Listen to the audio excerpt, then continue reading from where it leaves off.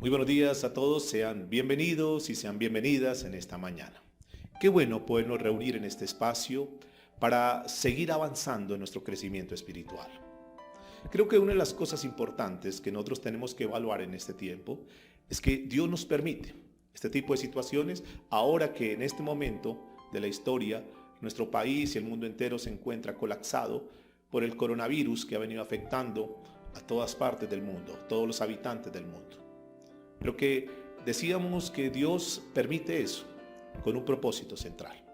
Que Dios permite ese zarandeo para sacar de nosotros aquellas cosas que tal vez no nos sirven.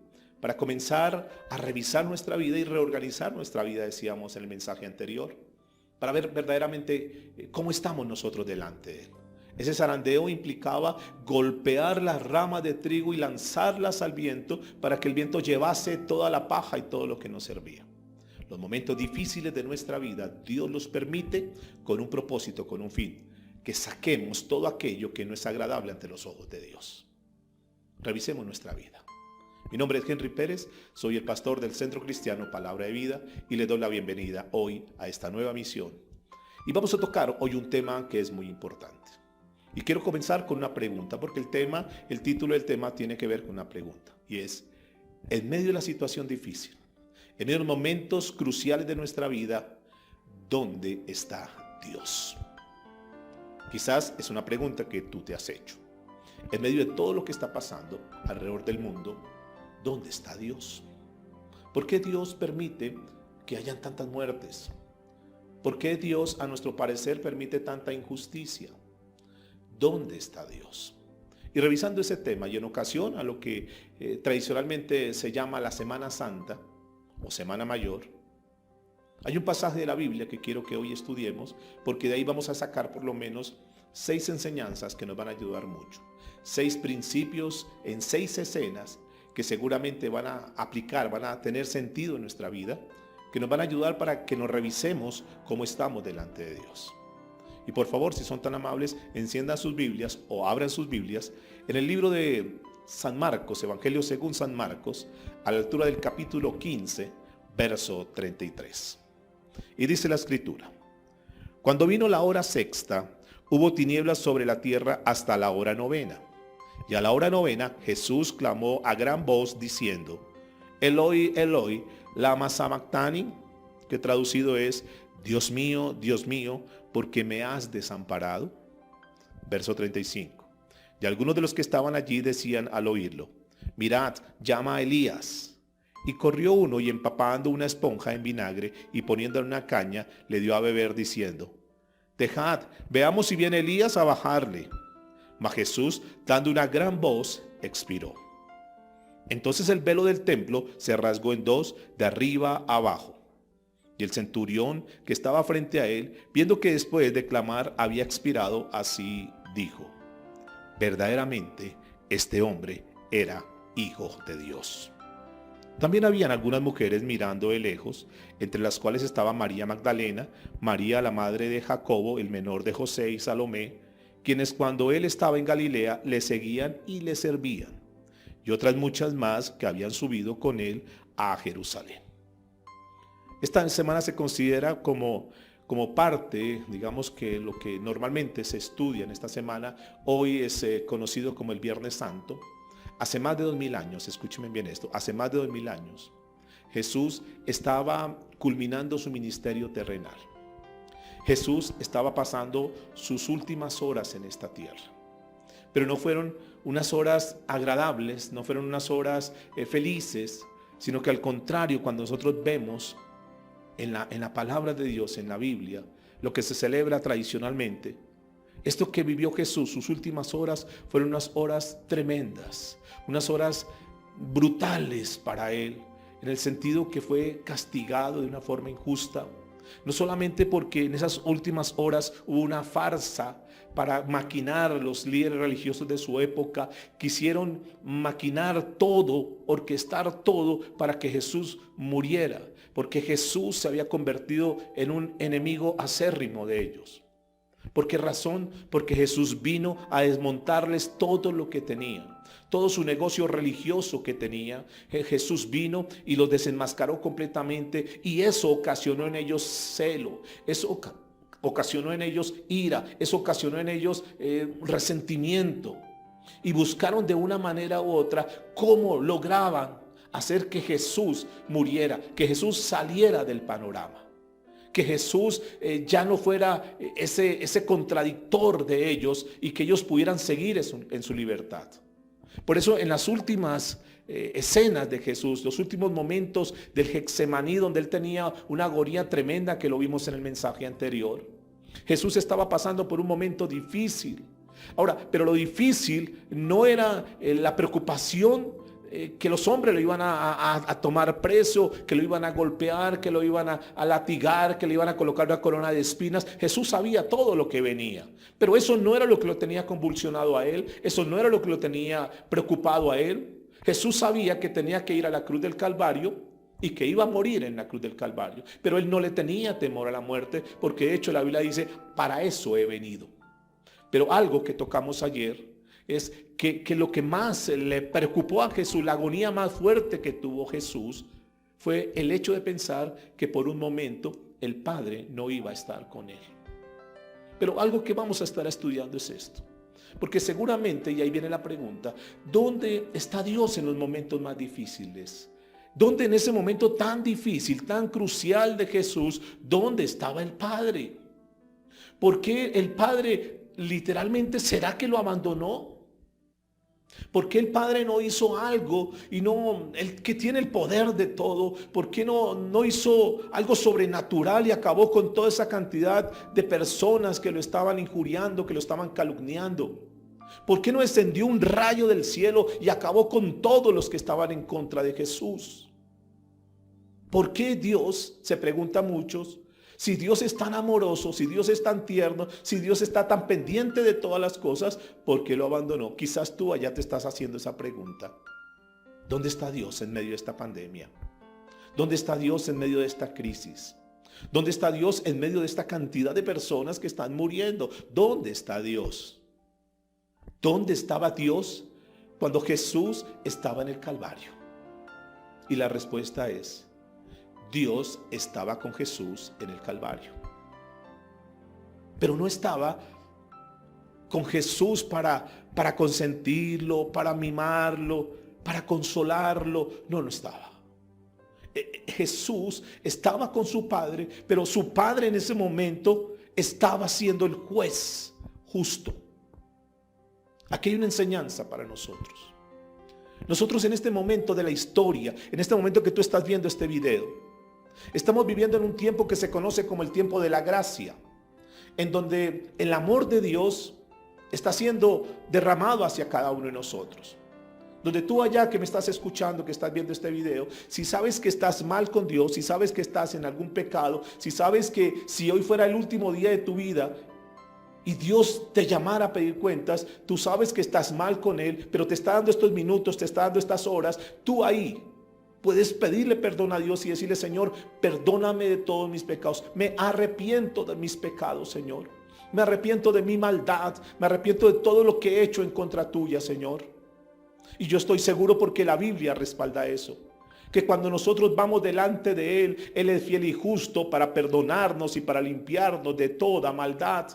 No importa el pecado que hayamos cometido, por grave que sea, por grande que sea el pecado, Dios tiene misericordia de nosotros y nos perdona, porque la naturaleza de Dios en la persona de Jesús cumplió ese fin: venir a esta tierra y morir por nuestros pecados. El derramamiento de la sangre de Jesús en la cruz del Calvario cumplía ese propósito, para que la sangre de Cristo pudiera borrar todos los pecados.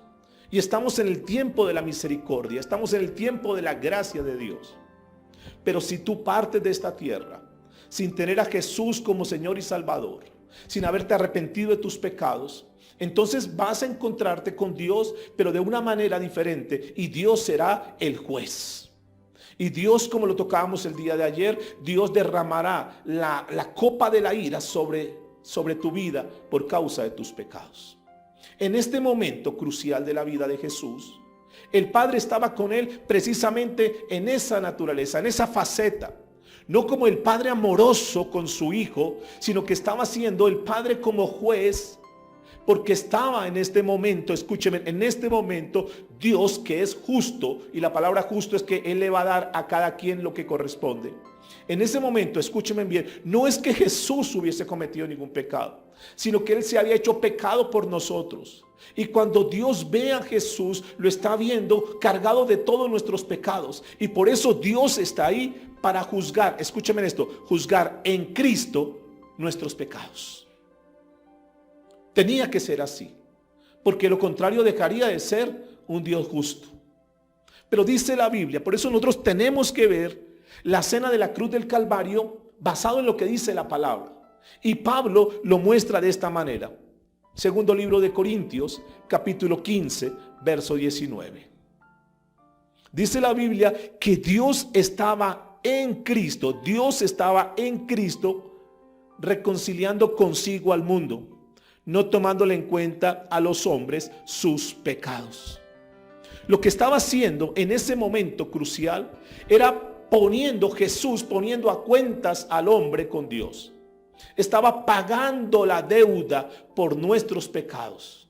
Estaba reconciliándonos, estaba poniéndonos en paz, estaba saldando la deuda que por causa de nuestro pecado Jesús estaba llevando, para dejarnos en una perfecta comunión con el Padre, para que tú y yo no pagáramos ese precio, sino que Jesús asume nuestra deuda y va, y en ese momento de la historia está pagando la deuda que nosotros cometimos.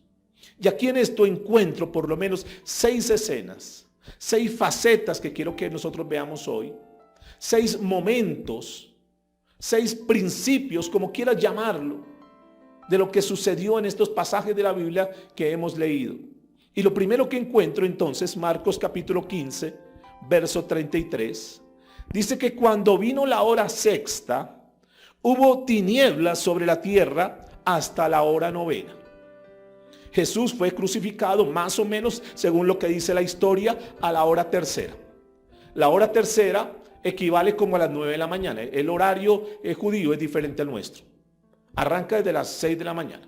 La hora novena, entonces vamos a estar analizando esto, porque en la hora tercera Jesús fue crucificado. Y dice la Biblia que cuando vino la hora sexta, es decir, 9, 10, 11 y 12, mediodía, a la hora sexta, dice, hubo tinieblas sobre la faz de la tierra. ¿Qué sucedió desde las 12 del mediodía hasta las 3 de la tarde de ese viernes? ¿Qué sucedió? ¿Qué dice la Biblia? ¿Qué dice el relato bíblico? Dice que hubo tinieblas. Por eso el primer principio, lo primero que vamos a estudiar aquí, la primera escena que vamos a mirar es la oscuridad sobrenatural que cubrió la tierra en pleno mediodía. Eso es algo sobrenatural. Escúcheme, Dios hace cosas sobrenaturales. Dios puede cambiar la escena de tu vida en un instante. Aquí, ¿qué está pasando? Dice que hubo tinieblas sobre la tierra. Esta palabra sobre la tierra, podríamos ver lo que significa sobre todo el planeta. Es decir, que una densa oscuridad sobrenatural, algo que nadie podía esperar, que justo al mediodía quedara completamente oscuro. Yo sé que algunos dicen, no, pues lo que pasa es que fue un eclipse. Y yo quiero decirles, está completamente descartada esa teoría. La gente siempre quiere comenzar a colocar argumentos, siempre quiere rebatir lo que dice la palabra de Dios. La Biblia dice que el cielo y la tierra pasará, pero que su palabra no pasará, y que todo lo que está escrito se cumplirá, y todo lo que está escrito cumple un fin, cumple un propósito. Hay una enseñanza cada vez que tú abres tu Biblia y lees una porción de la palabra de Dios. Hay algo que Dios te quiere enseñar. Y aquí hay una enseñanza importante, porque está hablando de oscuridad. Oscuridad es un sinónimo de la ira de Dios. Es un sinónimo de la copa de Dios derramado por el pecado de la humanidad. Tal vez algunos que están hoy escuchando este mensaje pueden decir, yo tengo un problema, y yo quiero decirte que si tú estás mal con Dios en este momento, yo no estoy aquí ni para señalarte, ni para juzgarte, no, ni para condenarte, menos Dios me guarde eso. Yo no tengo esa atribución, yo no tengo ese derecho. Pero sí estoy aquí para poderte dar un mensaje para que tú reflexiones en tu vida y mires si dentro de tu vida hay algo de oscuridad. Si hay algo que tú sabes que no está conforme al propósito de Dios, conforme a la voluntad de Dios. Si dentro de tu vida hay una especie como de un cuarto de San Alejo, donde tú acostumbras a guardar aquellas cosas que nadie sabe, que nadie ve, pero que tú sabes que existen. Revisa tu vida. Porque oscuridad es un sinónimo de algo que no está bien delante de Dios. Porque la Biblia dice que donde está Dios hay claridad, hay luz, hay transparencia. Pero donde no está Él hay oscuridad. Y aquí había oscuridad. ¿Por qué había oscuridad? Porque se estaba juzgando, se estaba sentenciando el pecado del mundo. Más bonito es mucho mejor, es más productivo nosotros vivir en claridad. Por eso la Biblia dice que debemos ser cartas leídas. Y yo estoy de acuerdo, tú y yo hemos fallado en algún momento de nuestra vida. Yo he fallado en muchos momentos de mi vida. Pero no es quedarnos en esa situación, no es quedarnos en esa oscuridad, sino que es un día revisar cómo está nuestra vida delante de Dios y decir, Señor, yo estoy mal delante tuyo, estoy andando en oscuridad, tengo algo guardado, tengo algo oculto que quizás nadie lo sabe, pero que yo sé que tú sí lo sabes, amado Dios. Yo quiero ponerme a cuentas delante de ti. Y en ese momento de la oscuridad de nuestra vida, vamos delante de Él, nos arrepentimos, le pedimos perdón a Dios y tenlo por seguro que Dios quita toda oscuridad de nuestra vida y nos pone en la luz eterna que es Cristo Jesús. Pero vamos a seguir analizando esto. Dice que hubo tinieblas sobre la tierra. Algunos dicen un eclipse. Quiero decirles dos cosas. Un eclipse no dura 3 horas. 2, era imposible que en ese tiempo hubiese un eclipse, porque era un tiempo donde dice la Biblia que en primer lugar era el día de la Pascua, y el día de la Pascua siempre hay luna llena. Y ustedes saben y pueden investigar que nunca un eclipse viene en luna llena, siempre viene en luna nueva. Entonces descartamos, repito, todos los conceptos humanos que quieren rebatir la verdad de la palabra de Dios. Porque siempre en las cosas de Dios hay cosas que nosotros no entendemos, pero que siempre en lo espiritual hay una enseñanza. Por ejemplo, el día del nacimiento de Jesús, que fue de noche, ¿qué sucedió? Vino una estrella y alumbró. En plena noche, en plena oscuridad, vino la luz. Y todos lo vieron, todos vieron esa estrella. Pero el día de la muerte de Jesús, el día que Jesús murió físicamente, humanamente en esta tierra, en plena luz del día, al pleno mediodía, vino oscuridad. ¿Qué es lo que Dios nos quiere mostrar a través de esto? ¿Qué es lo que Dios te quiere mostrar? Que la oscuridad es un tipo del juicio de Dios contra el pecado. Mateo habla en el capítulo 8, verso 12. Mas los hijos del reino serán echados a las tinieblas de afuera. Escuchen esto. Allí será el lloro y el crujir de dientes. Esto es importante. Dios es luz. Y donde hay luz, no hay tinieblas. Revisen por favor en sus casas los pasajes de la Biblia que muestran todo donde había oscuridad, momentos oscuros, tenían que ver con momentos de pecado, momentos no agradables ante los ojos de Dios. Nos muestra juicio de Dios siempre en esa oscuridad. Lo encontramos en el libro de Amós, capítulo 5, verso 18. Lo encontramos en el libro de Sofonías, capítulo 1, verso 14 y verso 15. Pero tal vez la conexión más significativa que nosotros encontramos ahí registrados en la palabra de Dios es en el libro de Éxodo, a la altura del capítulo 10. Dice Éxodo capítulo 10, verso 21. Jehová dijo a Moisés: extiende tu mano hacia el cielo para que haya tinieblas sobre la tierra de Egipto, tanto que cualquiera la palpe. Era una oscuridad que duró 3 días. E inmediatamente después de ese tiempo, se estableció lo que se conoció como la celebración de la Pascua, en donde los judíos acostumbraban a sacrificar un cordero. ¿Van conectando? ¿Cómo todo en la Biblia va concadenando lo uno con lo otro? Cuando Jesús murió, ¿cuándo lo hizo Jesús? ¿En qué fecha lo hizo Jesús? También en el día de la Pascua. Esto que sucedió en el libro de Éxodo es una sombra de lo que años más adelante se iba a dar a través de la vida de Jesús. Dice el verso 6: y los guardaréis hasta el día 14 de este mes, y lo inmolará toda la congregación del pueblo de Israel entre las 2 tardes. Entre las 2 tardes tenían que matar el cordero. Entre las 2 tardes es exactamente a las 3 de la tarde, donde se parte la tarde.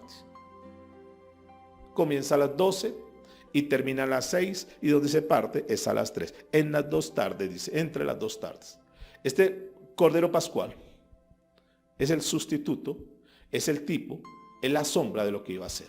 Ahora, escúchenme muy bien. Dice entonces la escritura que ellos tenían que con la sangre colocar en los dinteles, y cuando el ángel de la muerte fuera a pasar, cuando pasara por arriba, la palabra Pascua quiere decir precisamente eso, Passover, que es un vocablo inglés, esa palabra quiere decir pasar por arriba. Cuando pasara el ángel de la muerte, y aquellas casas que estuviesen cubiertas con la sangre iban a estar limpias. Enseñanza para nosotros. Cuando uno está en Cristo Jesús, sé que un día, de alguna manera, de alguna forma, vamos a morir, porque no vamos a ser eternos. Pero la Biblia dice que para los hijos de Dios tenemos vida eterna. Vida eterna. Ahora, ¿todos en forma general van a tener vida eterna? Sí, todos. Lo que pasa es que la vida eterna, unos, los que hemos creído en Cristo Jesús, vamos a pasar la vida eterna con Dios. Pero los que no han creído en Cristo, no lo tienen como Señor y Salvador, no se han arrepentido de sus pecados, van a pasar la vida eterna, pero en el infierno. En el infierno. ¿Dónde quieres pasar la vida eterna? Porque un día vas a partir de esta tierra. Con COVID o sin COVID-19, un día nos vamos a ir de esta tierra. Pero es, ¿cómo estamos nosotros? Es la pregunta que quiero que por favor nos estemos formulando en todo momento. Que nos revisemos a diario, todos los días, cómo estoy delante de Dios. Ese tiempo de oscuridad de 3 horas en el Calvario se encuentra íntimamente relacionado con aquellas tinieblas que cubrieron a Egipto durante cerca de 3 días. Íntimamente relacionado. Y dice la Biblia que Jesucristo expiró a la hora 9. La hora 9, entonces, estamos diciendo que equivale a las 3 de la tarde. Es interesante esto. Justo a las 3 de la tarde, Jesús murió. Justo en el tiempo y en la hora donde se celebraba siempre, como tradición, la Pascua. Un día Juan el Bautista, capítulo 1, verso 29, dijo: he aquí el Cordero de Dios que quita el pecado del mundo. Jesús. Y mis hermanos, escúchenme bien eso. Jesús estaba allí como nuestro sustituto. Él estaba allí recibiendo en lugar de nosotros la ira de Dios. Allá tendríamos que estar nosotros. Pero fue Jesús. Nosotros merecíamos el pago. Nosotros merecíamos el castigo. Nosotros merecíamos eso tan cruel y tan fuerte, tan brutal que vino contra Jesús. Eso lo merecíamos por causa de nuestros pecados. Pero estaba ya Jesús, por amor a ti y por amor a mí, para que fuéramos absueltos en el tribunal de Dios. Para que un día no tuviéramos que estar allá en ese tribunal de Dios, como lo vimos ayer. Para que un día la copa de la ira de Dios no viniese sobre nosotros. Y todo lo hizo por amor. Pablo dice en 1 Corintios capítulo 5, verso 7, en la parte B, dice: porque nuestra Pascua, que es Cristo, ya fue sacrificada por nosotros. 2 Corintios capítulo 5, verso 21, dice: al que no conoció pecado, por nosotros lo hizo pecado, para que nosotros fuésemos hechos justicia delante de Dios. Fuésemos presentados justos. ¿Sabe cómo es eso que nuestra mente no lo podemos captar muchas veces? Nosotros que hemos cometido tanto pecado, cuando nos arrepentimos delante de Dios y cuando Dios nos ve, no nos ve a nosotros, sino que vea a su Hijo Jesús en la cruz del Calvario derramando su sangre por nuestros pecados, y nos ve a nosotros justos, nos ve a nosotros justificados, es decir, como si tú y yo nunca hubiésemos cometido nada. Eso es tremendo. Eso es el amor de Dios mostrado a través de Cristo Jesús, porque de tal manera amó Dios al mundo que envió a su Hijo Jesús para que todo aquel que en él cree no se pierda, mas tenga vida eterna. Primera de Pedro capítulo 2 verso 24 dice, quien llevó él mismo, escuchen esto, quien llevó él mismo nuestros pecados en su cuerpo sobre el madero, para que nosotros, estando muertos a los pecados, vivamos a la justicia, y por cuya herida fuisteis sanados. Pablo lo dice en 1 Corintios capítulo 5 verso 13, porque primeramente os he enseñado lo que asimismo recibí, que Cristo murió, escuchen esto, que Cristo murió por nuestros pecados conforme a las Escrituras. Y ahí está la esencia del Evangelio. Porque el Evangelio es un anuncio de lo que Dios hizo en la historia a través de la muerte de su Hijo Jesús. Ese viernes que se celebró la Pascua, lo que Jesús estaba haciendo en esencia por ti y por mí era dejarnos absueltos en el tribunal de Cristo. Y de eso se trata el Evangelio. Si a mí me preguntasen cuál es la esencia del Evangelio, yo tendría que decir, la esencia del Evangelio es esta: que Cristo vino y cargó con los pecados de la raza humana, que Cristo vino y tomó los pecados sobre sí, que Cristo vino y fue a la cruz del Calvario y murió por nosotros, que Cristo vino y derramó su sangre por nosotros para dejarnos absueltos ante el tribunal de Cristo, para que nosotros no pudiésemos o no tuviésemos que cargar con ese peso tan grande, esa deuda tan grande, impagable. Y era tan impagable que ningún hombre pudo venir a pagarla. Es tan impagable que nosotros ni siquiera podemos pagarla. Y como era tan impagable esa deuda, Dios se tuvo que hacer hombre y venir y él mismo pagar una deuda que era nuestra. Eso se llama el amor de Dios. Eso es la misericordia de Dios. Dice Pablo que Cristo murió por nuestros pecados conforme a la Escritura. Es decir, ya había sido anunciado de antemano cientos de años. Eso, lo que vino Jesús a hacer, es el cumplimiento de lo que estaba escrito hace muchos años. Y lo podemos encontrar, por ejemplo, en uno de los escritos que fueron colocados 700 años antes de Cristo, donde Dios inspiró al profeta Isaías en el capítulo 53, a la altura del verso 3 al 6. Dice la Biblia que despreciado y desechado entre los hombres, varón de dolores, experimentado en quebranto, y como que escondimos de él el rostro, fue menospreciado y no lo estimamos. Ciertamente llevó él nuestras enfermedades y sufrió nuestros dolores, y nosotros le tuvimos por azotado, por herido de Dios y abatido. Mas él herido fue por nuestras rebeliones, molido por nuestros pecados. El castigo de nuestra paz fue sobre él, y por su llaga fuimos nosotros curados. Todos nosotros nos descarriamos como ovejas, cada cual se apartó por su camino, mas Jehová cargó en él el pecado de todos nosotros. Escúcheme, Jesús no fue a la cruz del Calvario por su propia iniquidad. Jesús fue a la cruz del Calvario como el Cordero de Dios que quita el pecado del mundo. Y el verso 10 dice, con todo esto Jehová quiso quebrantarlo, sujetándolo a padecimientos. Verso 11, lleva el fruto de la aflicción de su alma y quedará satisfecho. Por su conocimiento justificará mi siervo justo a muchos. Mi siervo justo, Jesús el justo, el que nunca cometió pecado. Dice que por lo que él hizo justificará, presentará limpios a muchos y llevará las iniquidades de ellos. Es muy claro. ¿Por qué nosotros hablamos de Jesús y Jesús y Jesús? Y es que ustedes solo Jesús, Jesús. Porque Jesús fue el que vino a pagar el precio por nosotros. No hay en la historia de la Biblia, no hay en la historia de la humanidad una otra persona que haya hecho lo que hizo Jesús. Por eso nosotros amamos a Jesús. Porque lo que Jesús hizo, absolutamente nadie lo hizo. Solamente lo hizo Jesús.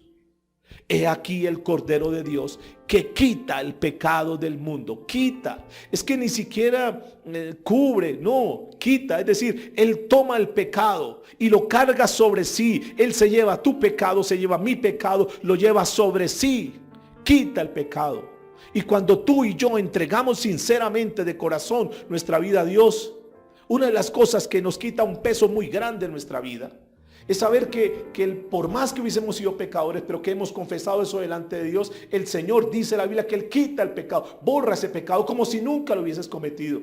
Y eso para ti, para mí, porque es una experiencia personal que tuve, es quitarse ese peso de encima, ese lastre que traíamos nosotros de condenación, de la conciencia que no nos deja, de la acusación del uno del otro, porque cometimos un pecado, porque todos hemos cometido pecados. La Biblia dice que por cuanto todos hemos pecado, estamos destituidos de la gracia de Dios, y que la paga del pecado es muerte, y merecíamos esa muerte. Pero el amor de Dios, la misericordia de Dios es tan grande que el Señor toma nuestros pecados y los borra, los quita, dice la palabra de Dios. Los carga sobre sí y lleva esos pecados y paga. Y dice el verso 12 en la parte B de Isaías 53, habiendo él llevado el pecado de muchos. Eso en esencia, mis amados, fue lo que sucedió aquel viernes, hace más de 2000 años, cuando la tierra se cubrió de oscuridad. Por eso hubo tinieblas. Por eso lo que estaba pasando ahí era Jesús viviendo un infierno tremendo. Esas 3 horas, desde las 12 del mediodía hasta las 3 de la tarde, Jesús estaba cargando con todo el peso de la humanidad, con toda la carga, con todas las deudas de la humanidad. Era un infierno eterno para que tú y yo no pasemos por ese infierno. ¿No es grande eso? ¿No es maravilloso el saber que ese infierno, el cual nosotros íbamos derecho para él, pero un día reversamos nuestra vida, un día volteamos nuestra vida, un día volteamos nuestra vida y decimos: Señor, ahora yo quiero hacer tu voluntad, me arrepiento, Señor, y pongo mi mirada en Cristo Jesús? Y Jesús dice: tú ya no tienes que pagar ese infierno, porque ese infierno yo ya lo pagué. Ahora, ¿podía Jesús pagar el precio por toda la humanidad? Claro. ¿Por qué sí? Porque su amor es infinito, porque su poder es infinito, porque lo que Dios hace es ilimitado, y Él podía tomar, era el único que podía tomar el precio del pecado de toda la humanidad e ir a pagar eso. Por eso Jesús, y de esta manera nosotros tenemos que ir entendiendo muchas cosas. Dios, ¿en dónde estaba entonces cuando Jesús estaba en ese momento crucial? Dios estaba con Jesús, cumpliendo la función de ser el juez. Ahí estaba en ese momento. Dios siendo el juez del universo, sentenciando una deuda, pagando una deuda, saldando una deuda a través de su Hijo Jesús. Cristo lo hizo porque ama a su iglesia. Por eso Jesús no es una religión. Jesús es una relación personal. Tal vez tú tengas tu conciencia que está diciendo: yo sigo tal religión, tal. Pero quiero decir, Jesús no es una religión. Cristianismo no es una religión. Cristianismo es un estilo de vida. Cristianismo es entregar nuestra vida a Cristo y vivir como Cristo dice. Él nos amó y Él vino a pagar un precio por su iglesia. Ese amor divino triunfó sobre el sacrificio, sobre el precio, pagó el precio, y fue más grande el amor divino de Dios a través de Jesús que el precio. Pudo pagar el precio, alcanzó para pagar el precio tan alto por la humanidad. Y si nosotros vemos lo que pasó en la cruz del Calvario, que lo vemos tan duro, tan brutal, porque de hecho fue así. Las películas que podemos ver en este tiempo son un pequeño acercamiento a lo verdadero que tuvo que vivir Jesús. Lo brutal, repito, que tuvo que vivir Jesús. Esto que muestra en las películas de Mel Gibson y lo demás, eso es duro, claro, es una película muy fuerte. Pero quiero decirles, ese es un pequeño acercamiento a lo que realmente Cristo vivió. Era un acto de castigo, pero también, escúchenme en esto, era un acto de amnistía, un acto de amor, un acto de perdón. Si bien es cierto, había severidad, pero también Dios está demostrando su gracia. Eso es para darle un aplauso a Dios. Eso es para reconocer a Dios y decirle: Señor, gracias. Gracias por Jesús. Porque eso que pasó Jesús fue tan duro. Mire, la copa de la ira de Dios derramada sobre Él, sin ningún contentamiento, sin ninguna contemplación, sin ninguna misericordia. Él se bebió la copa de la ira de Dios completa. Toda la amargura por causa de nuestro pecado, Jesús se la bebió. Las consecuencias de eso Jesús se la bebió. Ahora, ¿por qué esto? Para que nosotros pudiéramos gozar de algo que es tan importante, tan esencial. Para que nosotros pudiéramos ahora beber de la copa de la salvación sin una gota de la ira de Dios. Porque toda la ira de Dios se la llevó Cristo Jesús. Él fue desamparado para que nosotros, para que tú y yo pudiéramos ser adoptados. Y esto nos lleva al segundo encabezado, a la segunda escena, el terrible abandono en la cruz. Marcos capítulo 15, verso 34. Y a la hora novena Jesús clamó a gran voz diciendo: Eloi, Eloi, lama sabactani, que traducido es: Dios mío, ¿por qué me has desamparado? Son ya las 3 de la tarde de ese viernes. Jesucristo, repito, ya lleva 6 horas en la cruz. Y en estas últimas 3 ha venido experimentando, cargando sobre él todo el peso de la ira de Dios. Ya lo dije, por nuestros pecados. Ya son las 3 de la tarde y él está diciendo: Eloi, Eloi, lama sabactani. Estas son unas palabras en arameo que quiere decir Jesús, que sabía el Salmo 22, ahí tú lo vas a encontrar. Jesús dice en la Biblia que clamando a gran voz. Esta palabra gran voz es un vocablo que nosotros conocemos como la palabra megáfono. Fíjese que Jesús, en esa condición que estaba en la cruz del Calvario, sin embargo tiene la fuerza y su voz sale como un estruendo, como un megáfono. Eloi, Eloi, lama sabactani. Dios mío, ¿por qué me has desamparado? ¿Por qué me has dejado? Ahora la pregunta es: ¿ciertamente lo había dejado? ¿Ciertamente Dios lo había abandonado? La Biblia dice en Juan capítulo 10, verso 17: porque por eso me ama el Padre, porque yo pongo mi vida para volverla a tomar. ¿Será que el Padre dejó de amar a Jesús? En ese momento nosotros, si pudiéramos ver, Dios, el corazón del Padre está roto por el amor que tiene por su Hijo. Dios, escuchen esto, Dios nunca dejó de amar a su Hijo. En ningún momento dejó de amar a su Hijo. Sino que en ese momento Jesús, sin haber cometido pecado, estaba haciendo pecado. Estaba cargando. Se trataba de que Jesús, en su naturaleza humana, por un momento estaba abandonado por esta esencia espiritual que tú y yo necesitamos conocer y tener muy clara. Y es por la santidad de Dios. Porque la santidad de Dios no permite tener ninguna comunión con el pecado. Y escúcheme, porque aquí hay una enseñanza para nosotros más. La santidad de Dios no permite ninguna comunión con el pecado. Jesús en ese momento estaba cargando con el pecado y se había hecho pecado por culpa nuestra. Y Dios voltea su mirada por un momento, porque Dios no tiene ninguna comunión con el pecado. Jesús en este momento está hecho un pecado por causa nuestra, sin que nunca hubiese cometido pecado. Él estaba cargando con nuestro pecado. ¿Cuál es la enseñanza para nosotros? Si Dios por un momento quitó su mirada de Jesús porque estaba haciendo pecado por culpa nuestra, ¿por qué pretender nosotros que podemos vivir en pecado, caminar en pecado, cometer pecado, y que Dios tiene que estar agradado con nosotros y que Dios me tiene que bendecir? Ay, Diosito, ayúdame en esto, Diosito, ayúdame en lo otro, cuando sabemos que estamos en pecado. Y pretender que Dios está complacido con nosotros. Diosito me entiende. Tal vez tu Diosito sí te entiende, pero el Dios de los cielos es un Dios justo y no tiene nada que ver con pecado, porque la Biblia dice que Él es santo, santo, santo, 3 veces santo. Fíjese que no dice que Dios es amor, amor, amor. No dice que Dios es misericordia, misericordia, misericordia. Pero sí dice que Dios es santo, santo, santo. Porque Él no tiene nada que ver con el pecado. Por eso es tan importante y tan esencial estar reconciliados con Dios. Al que no cometió pecado, por nosotros se hizo pecado.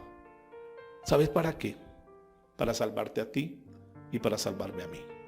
Esta palabra, Eloi, Eloi, lama sabactani. Y Marcos dice, el versículo 35, y algunos de los que estaban allí decían al oírlo: mirad, llama a Elías. O sea, la gente la gente interpreta la Biblia y la acomoda como quiere. Jesús estaba diciendo, Eloí, Eloí, la gente dice, ay, está llamando a Elías. Dios dice una cosa y la gente le quiere la interpretación que quiere. La gente quiere acomodar la Biblia a su vida, cuando no es así. Somos nosotros, soy yo, eres tú, quien tienes que acomodar tu vida a lo que dice la palabra de Dios, y no tratar de acomodar la palabra de Dios a tu vida y decir, es que Dios me entiende. No es así. Mire lo que está diciendo aquí, verso 36. Y corrió uno y empapando una esponja en vinagre y poniéndole una caña, le dio a beber diciendo, dejad, veamos si viene Elías a bajarle. Está llamando el profeta Elías, decían algunos. Démosle entonces un poco de vinagre para que se reanime y para que tenga más fuerzas. Démosle tal vez para que dale como tiempo para que venga Elías y lo rescate de la cruz. Está llamando a Elías y seguían burlándose de Jesús. Seguían difamándolo, seguían levantando injurias contra Jesús aún en la cruz del Calvario en esas últimas horas. Se está llamando, vaya, llévele vinagre para que se tranquilice un poco, a ver si viene y lo salva Elías, que está llamando. Pero lo que no sabían es que el rescate de Jesús venía por otro lado. Vamos a mirar en lo tercero. Número 1, entonces vimos tiempo de oscuridad. Número 2, el terrible abandono en la cruz. Veamos la tercera escena. La ofrenda voluntaria por la expiación. Verso 37. Mas Jesús, dando una gran voz, dice la Biblia, expiró. Marcos no nos dice que el Señor expresó un fuerte grito, como lo dice en los evangelios de Juan y como lo dice Lucas. En Juan, en el capítulo 19, verso 30, dice, cuando Jesús hubo tomado el vinagre, dijo, consumado es. Y habiendo inclinado la cabeza, entregó su espíritu. Consumado es. Esta palabra en el original es, ya todo se acabó. La obra de redención que yo tenía que hacer ya fue culminada. Lucas dice en el capítulo 23, verso 46, entonces Jesús, clamando a gran voz, dijo, Padre, en tus manos encomiendo mi espíritu. Y habiendo dicho esto, expiró. Expiró. Cristo, escuchen esto, no solamente fue a la cruz del Calvario de una forma voluntaria. Cristo dio su vida voluntariamente. Cuando Él quiso, cuando todo se había cumplido. Realmente, Jesús no murió por culpa de los romanos. Jesús no murió por culpa de los judíos. Jesús no murió por culpa de Pilato. Jesús no murió por culpa de Barrabás. No. Jesús murió porque Dios tenía eso planeado desde antes de la eternidad. Jesús murió en ese día porque tenía que ser en ese día. Pero también Jesús determinó en qué hora morir de una forma voluntaria. Normalmente las personas que morían crucificadas pasaban 2 o 3 días. Jesús determinó que en esa hora tenía que morir. ¿Por qué? 3 de la tarde. Se estaba haciendo realidad algo profético que había sido anunciado hace muchos años atrás. Mire que esto es tan tremendo, mis amados, que ayer tocábamos también eso. Dios tiene el control absoluto de todas las cosas, aún de este detalle tan grande y tan trascendental como fue la muerte de Cristo. Ahora, si Dios tiene el control de todas las cosas, ¿por qué estás preocupado? ¿Por qué estás preocupada? ¿Por qué mejor no vivir una vida conforme a como dice la palabra de Dios, sabiendo que Él tiene el control de todas las cosas? Sabe que esto que te afana hoy, esto que te preocupa hoy, Dios ya tiene la solución. Dios tiene el control. Aún de esta pandemia que estamos viviendo hoy día, Dios ya tiene el control. Dios ya tiene la solución. Esperemos en el tiempo de Él. ¿Por qué no ha venido la respuesta todavía? Tal vez no será que Dios lo va a hacer en el tiempo de Él, que es lo más seguro. No en nuestro tiempo, no en tu tiempo, en el tiempo de Dios. Tal vez tú le has venido reclamando muchas cosas a Dios. Pero ¿por qué yo necesito esto, necesito lo otro? Tranquilo, tranquilo. No te aceleres tanto.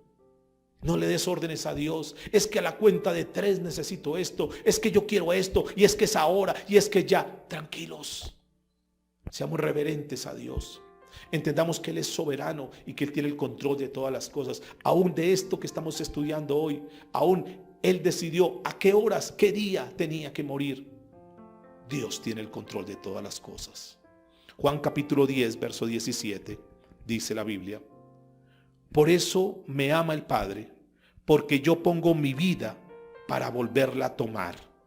Nadie me la quita, sino que yo de mí mismo la pongo. Tengo poder para ponerla y tengo poder para volver a tomar.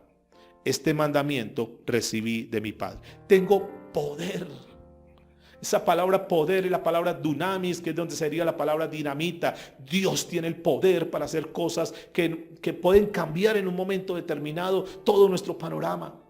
Dios puede cambiar la cosmovisión de tu vida en un instante. Dios puede hacer algo tremendo en tu vida hoy mismo. Dios puede hacer algo. No importa que te hayan diagnosticado, no importa que te hayan dicho esto, no importa que te hayan dicho lo otro, no importa cómo esté tu situación hoy en día. Dios tiene el poder. Dios puede hacer lo que Él quiera cuando Él quiera. No cuando nosotros queramos, sino cuando Él quiera. Por eso es que es muy importante eso. Y está diciendo entonces la Biblia, volvamos: Eloí, Eloí, lama sabactani. Y fue a gran voz. Dijo: Padre, en tus manos encomiendo mi espíritu. Y se escuchó una voz tremenda. Ahora, notemos, porque tenemos que mirar, eran los últimos instantes, tal vez las últimas palabras del Señor. Pero dice la Biblia que con tremenda voz, a gran voz, es decir, tenía fuerzas todavía. Podía resistir todavía. No es que ya no pudo más y que ya definitivamente fueron, como medio hablando. No, a gran voz, con autoridad. Él murió porque Él quiso morir. Nadie lo mató a Jesús. No fue por tal cosa, por lo otro. Es porque Él quiso. Dice la Biblia: Padre, en tus manos encomiendo mi espíritu. Ahora, ¿por qué este dato es importante? Porque la gente de ese tiempo sabía que por el acto de la crucifixión ya su sistema respiratorio comenzaba a colapsar. Ya tenía dificultades aún para respirar una persona que estaba en esa situación difícil de crucifixión. Pero dice la Biblia que clamó a gran voz. Todos pudieron escuchar. Todos los que estaban ahí en el Gólgota pudieron escuchar la voz de Jesús. Juan capítulo 10, verso 18 dice: nadie me la quita, sino que yo mismo la pongo. Tengo poder para ponerla y tengo poder para volverla a tomar. Cristo entregó su vida voluntariamente en la cruz del Calvario para ser nuestro sustituto. Ya es la hora de pagar esa deuda. Ya lo tengo que hacer. Un cuarto encabezamiento, una cuarta escena, la encontramos ahí en el libro de Marcos capítulo 15, verso 38. Jesús vino a abrir un camino vivo, a abrir un camino nuevo hacia la presencia de Dios, hacia el santuario. Entonces el velo del templo se rasgó en dos, de arriba abajo. El templo de Jerusalén. Ahí en Jerusalén, en ese templo majestuoso, había un velo impresionante. Eso no era una cortinita, no era un velito como el que quizás tengamos en nuestra casa. Era un velo que separaba el lugar santo del lugar santísimo. Un velo grande que dice Flavio Josefo que era tan grande, tenía cerca de unos 18 metros de altura y unos 10 centímetros de espesor, que ni siquiera dos caballos alando de lado a lado podían romper ese velo. Era una cosa tremenda. Separaba entonces, decíamos, el lugar santo del lugar santísimo. En el lugar santísimo encontraban cosas que eran muy importantes, como el arca de pacto. Estaba también el sitio de la propiciación, donde se lavaba, digamos, la sangre del cordero que era sacrificado. Era un lugar especial donde solamente el sumo sacerdote una vez al año podía entrar. Era un lugar donde era de exclusividad, solamente para, repito, una sola persona. Pero a las 3 de la tarde, cuando Jesús muere, justo a las 3 de la tarde, el templo se rasgó, dice la Biblia, de arriba hacia abajo. Para mostrarnos algo. Primero, para mostrarnos que la salvación viene de arriba. Es Dios el que nos da la salvación. No hay ningún método. Por más buena persona que tú seas o te consideres buena persona, por más caritativo, por más generoso, por más dadivoso, por más altruista que tú seas y que repartes mercados y que ayudas a todo eso es bueno y hay que hacerlo. Pero ninguna de esas cosas, quiero decirte, te da la salvación. No, es que yo pertenezco a una iglesia y soy de los que más ofrendo, los que más diezmo, yo participo, tengo un ministerio, tengo una cantidad de cosas, pero nada de eso te va a la salvación. Lo único que nos da la salvación es la entrega genuina de corazón a Cristo Jesús. Es un verdadero arrepentimiento y una entrega a Cristo Jesús. Eso es lo que nos da la salvación. La Biblia dice que no por obras para que nadie se gloríe. Ahora, escuchen por qué es importante esto. La salvación viene de arriba, tuvo que ser de arriba hacia abajo. Por eso es que hay una gran diferencia entre cualquier religión del mundo y el cristianismo. Porque repito, el cristianismo no es ninguna religión.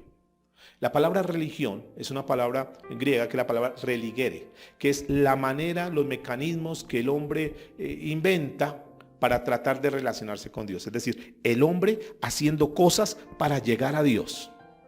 Pero el cristianismo es Dios llegando al hombre a través de una persona llamada Jesús. Por eso es que la salvación, y aquí hay algo importante, la salvación, el velo se rasgó de arriba a abajo para enseñarnos que la salvación no viene de los hombres hacia arriba, sino que viene de Dios. Y si tú la aceptas, tú la tienes. Número 2, esto que era tan estoposo, esto que era tan exclusivo y tan ceremonial, que solamente podía entrar el sumo sacerdote, ¿sabe qué hizo Jesús en esencia? Jesús vino a romper eso. Eso donde hay un acceso ilimitado a la presencia de Dios. Jesús viene y rasga ese velo para mostrarnos algo. Y es que ya queda al descubierto el lugar santísimo, es decir, la presencia de Dios. Y una de las cosas cruciales y trascendentales en este acto, en este hecho, en lo que sucedió en ese momento en particular, es que al rasgar Jesús el velo, nos abre la entrada para que tú y yo, si hemos caminado, si estamos caminando en Cristo Jesús, podamos en cualquier momento, a cualquier hora, poder tener acceso a la entrada, a estar ahí en la presencia de Dios. Ya no es una persona en particular que tú vas y le confiesas tus pecados, que tú vas y te arrepientes y entonces a través de esa persona que cumple la función de un intermediario vas a la presencia de Dios. Ya no es el sacerdote, ya no es el pastor, ya no es el fulano y la fulana. No, ahora tú puedes tener una relación personal con Dios. ¿Cuándo? Cuando tú quieras. ¿Cuánto tiempo? El tiempo que tú quieras, a la hora que tú quieras. Jesús vino a mostrar eso. Jesús vino, escúcheme algo interesante aquí. Jesús vino y rasgó el velo. Y eso que Jesús hace es quitándoles como la exclusividad que tenían ellos. Y ahora una persona común y corriente, tú y yo, que no tenemos nada en particular, nada en especial, ahora Jesús con lo que Él hizo en la cruz del Calvario nos permite entrar y tener ese acceso y poder hablar con Dios cuando tú quieras. No necesitamos intermediarios, porque Jesús es el único que vino a unirnos con el Padre. Por eso la Biblia dice en su palabra que el único mediador entre Dios y los hombres es Jesucristo, hombre. El único mediador. No existen más mediadores. La gente dice en el común, no, es que todos los caminos nos conducen a Roma. Claro, puede que sí, que todos los caminos conduzcan a Roma, pero hay un solo camino para llegar al cielo y ese camino se llama Cristo Jesús.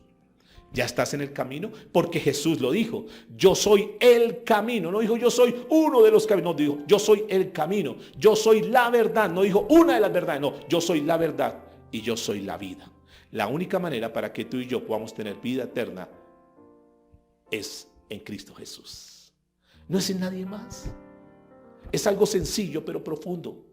Pero nos han llenado de religión, nos han llenado de una cantidad de cosas, de actos, que hay que hacer esto, que hay que hacer lo otro. Pero no es así, es de una forma tan sencilla. Hebreos capítulo 10, verso 11 dice, y ciertamente todo sacerdote, Hebreos 10, 11, todo sacerdote está día tras día ministrando y ofreciendo muchas veces los mismos sacrificios que nunca pueden quitar los pecados.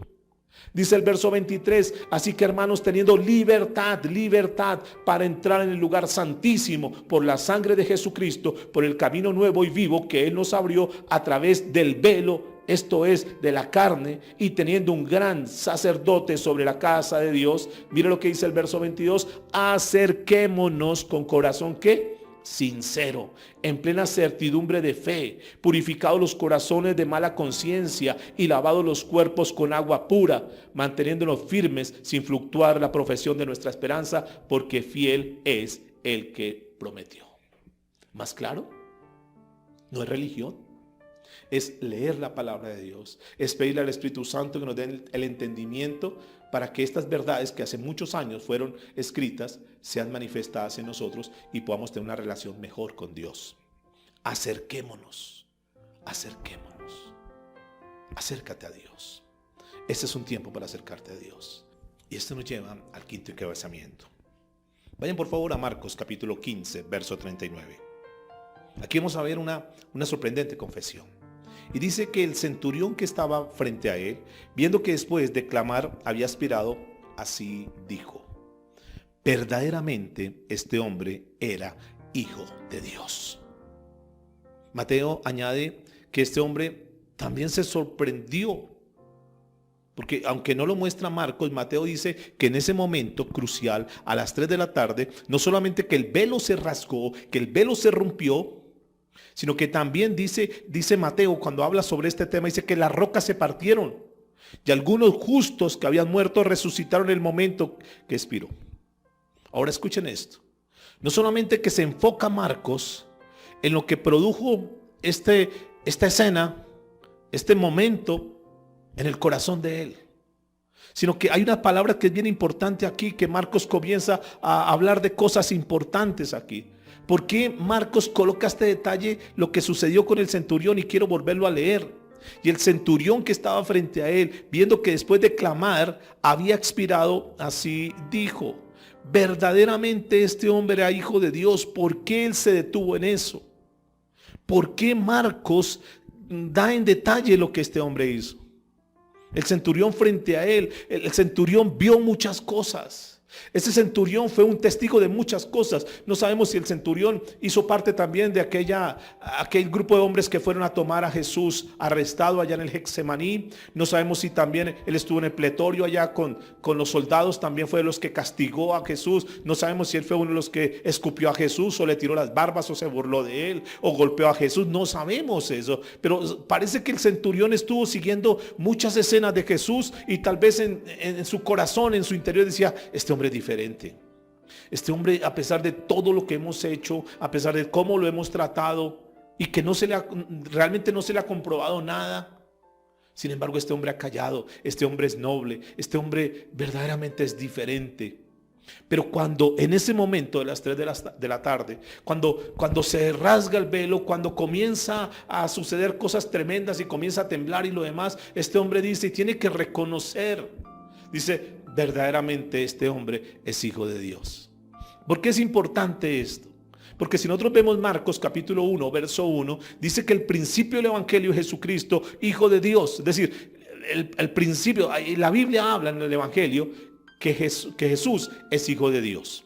Pero si nosotros seguimos mirando la Biblia y revisamos, aún los demonios reconocían que Jesús era hijo de Dios. Dios reconoció que él era el hijo de él. Él es hijo de Dios. Jesús reconoció que era hijo de Dios. Y todo esto es importante. Pero aquí, ¿qué es lo trascendental y por qué quiero detenerme un momento en esto? Lo trascendental es que por primera vez un romano que no era un cristiano, que no era un creyente, que no era un seguidor de Cristo, que no era una persona que hubiese leído tal vez la palabra y que fuera un estudioso de la palabra, por primera vez una persona inconversa, una persona digamos del común, estaba reconociendo que Jesús era el Hijo de Dios. ¿Cuál es la enseñanza para nosotros? A esta altura del mensaje, tú ya puedes reconocer, tú puedes hoy saber que verdaderamente Jesús es el Hijo de Dios. ¿Lo reconoces como el Hijo de Dios? Hoy puedes decir: sí, yo también, al igual que el centurión, puedo reconocer hoy que Jesús es el Hijo de Dios. Yo puedo hoy saber y tener la certeza que Él es el Hijo de Dios. O tal vez tú piensas que Jesús es una tradición, que es un cuento, es una historia que está ahí escrita. Ay, que sí, pobrecito, cómo lo trataron, ay, pobrecito. Sí, yo creo en Dios. Escúcheme, la Biblia dice que aún los demonios creen y tiemblan. Pero es que este creer, eso tiene que ver acompañado de la fe. Y esta palabra fe, lo decíamos ayer, esta palabra fe es una confianza absoluta en Dios. Este centurión dijo: Él es el Hijo de Dios. Él en ese momento, nosotros no sabemos, y una de las cosas que nos va a sorprender aquel día es que posiblemente entre los salvos haya sido este hombre. No sabemos nosotros si este hombre, fruto de todo lo que vio, pudo decir un día en su vida con un corazón duro, un corazón de piedra. Era un centurión, pero un día dijo: este es el Hijo de Dios. Y seguramente, no sabemos, la Biblia no lo relata, seguramente este hombre se convirtió a Cristo y está entre los salvos. Hay mucha gente que está viendo este video, hay mucha gente que se le ha hablado de Dios, pero que tiene un corazón duro, un corazón de pedernal, que no lo hace. Sí, yo sé que estoy en pecado, yo sé que estoy mal, yo sé que Dios existe, pero no ha tomado una decisión por Cristo. Pero su corazón sigue duro, su corazón sigue fuerte. Saben, conocen, tienen mucho conocimiento, tienen mucho intelecto, saben bastantes cosas, tal vez han leído mucho la Biblia, pero no ha habido un verdadero arrepentimiento. Tal vez no te has convertido, tal vez no has nacido de nuevo, tal vez tienes una religión, pero no tienes el nuevo nacimiento. Y sabe que lo único que nos salva es eso. Un día un líder religioso llamado Nicodemo le dijo a Jesús: Jesús, ¿cómo hago para ver el reino de los cielos? Y Jesús se acercó y le dijo: mira, Nicodemo, si tú quieres ver el reino de los cielos, no es tu religión, no es tu tradición, tú eres un sacerdote y de los buenos, pero eso no te va a salvar. Si tú quieres verdaderamente ver el reino de los cielos, si tú quieres verdaderamente ser un hijo de Dios, es necesario nacer de nuevo. ¿Tienes el nuevo nacimiento? ¿O te has convertido a una iglesia, te has convertido a una religión, pero no te has convertido a Cristo Jesús? Esto es lo importante en esto. Y por último, versículo 40 de Marcos 15. También habían algunas mujeres mirando de lejos, entre las cuales estaba María Magdalena, María la madre de Jacobo, el menor de José, y Salomé. María, la madre de Jesús, no estaba, porque ya a esta altura, ustedes recordarán, ya se había ido con Juan. Verso 41, quienes cuando él estaba en Galilea le seguían y le servían, y otras muchas más que habían subido con él a Jerusalén. ¿Por qué Marcos incluye unos detalles que no incluyen los otros evangelios?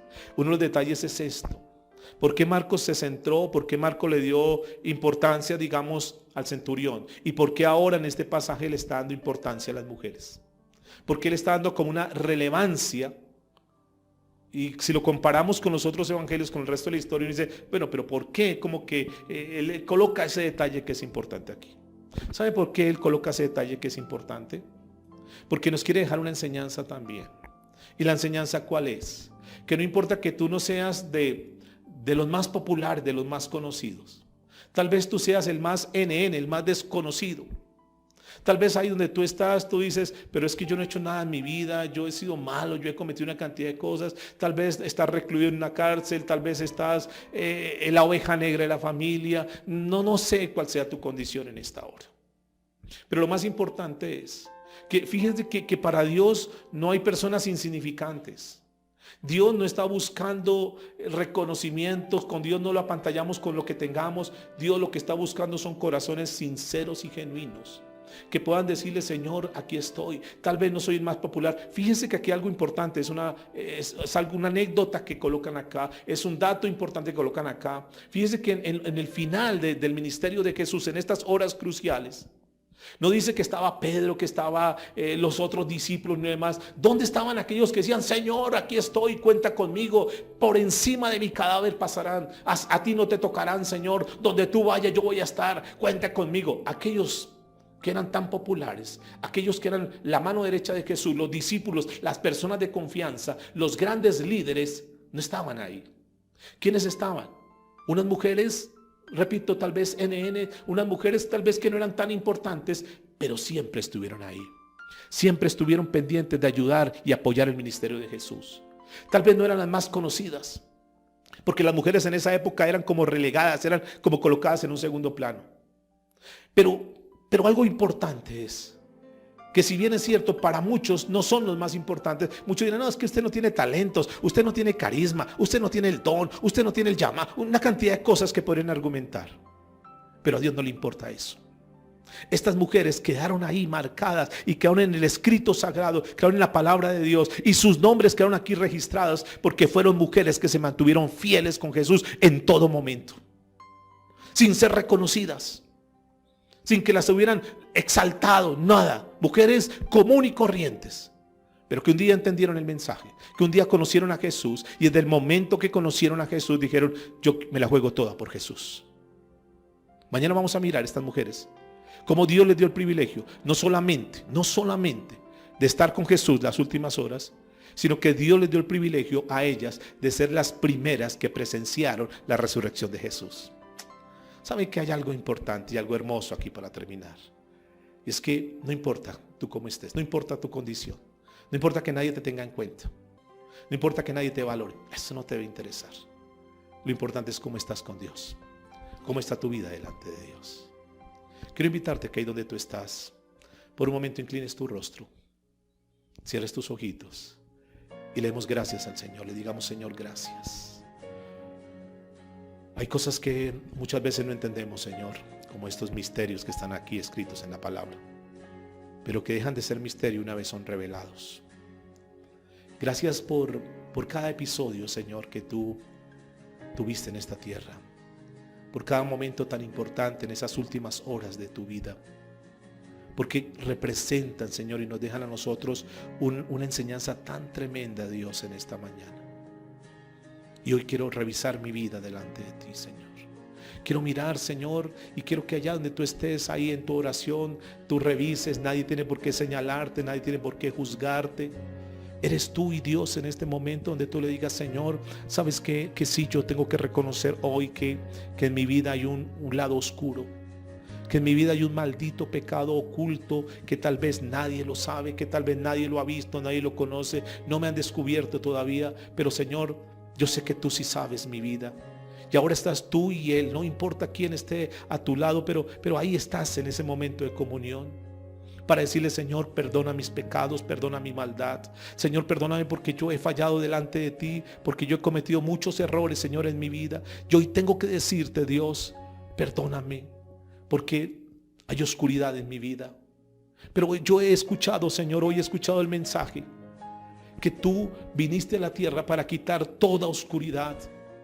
Y hoy clamo a ti, Señor. Hoy me rindo delante de ti y te digo: Señor, perdona por mis pecados.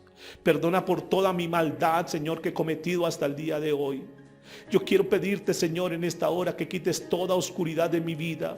Por eso hoy te reconozco, Señor. Por eso hoy, Señor, creo a esta palabra y creo, Señor, que tú puedes quitar todo pecado de mi vida, por más grande, por más grave que haya cometido ese pecado, Señor. Yo sé que tú tienes el poder para quitar todo pecado.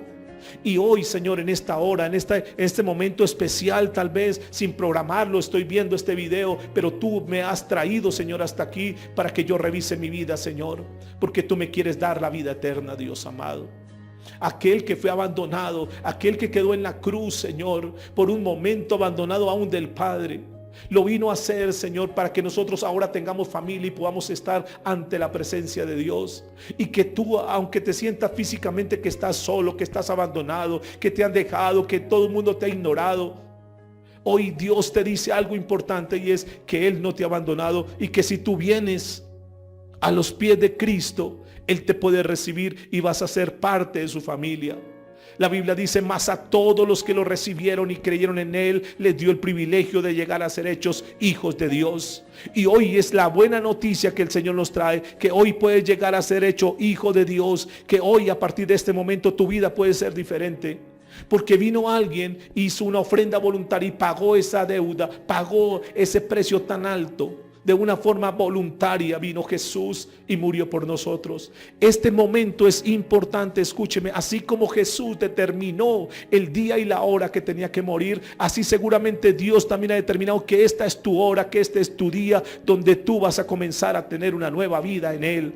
No es casualidad que tú estés viendo este video, no es por accidente, es porque Dios tenía planeado algo especial en tu vida. Y hoy es el día de la salvación, hoy es el día de la redención, hoy es el día donde tú vas a quedar absuelto de todos tus pecados, de todas tus maldades. Este es el día que el Señor ha preparado para ti, porque hay algo importante, y es que ese velo que se rasgó, ese velo que se rompió de arriba hacia abajo, Dios lo permitió con un propósito, para que a partir de ahora tú y Él tengan una comunión perfecta. Tú y Él, no importa lo que no hayas hecho antes, no importa lo mediocre, no importa lo malo, no importa todos los errores que hayas cometido, hoy es el día cero de tu vida. Hoy comienza algo importante. ahora tú tienes una relación personal con Él. Ahora tú puedes entrar a la presencia de Él. No necesitas ningún intermediario. No necesitas ir a confesarle tus pecados a nadie. Tú puedes ir ahí en el lugar secreto, ahí en tu alcoba, ahí de rodillas en tu sala, donde tú te encuentres. Puedes decir: Señor, yo quiero entrar a tu presencia. Y tenlo por seguro que Dios te escucha. Porque el lugar santísimo ahora ha sido abierto para que nosotros como sus hijos podamos estar en la presencia de Dios y podamos nosotros gozar de saber que Dios nos escucha y que nosotros podemos hablar con Él. Este centurión que hemos leído en la historia nos deja una enseñanza grande.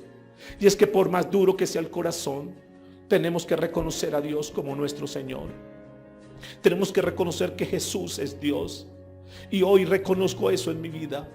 Y hoy tengo que decirte: Señor, a partir de ahora quiero sujetarme a ti.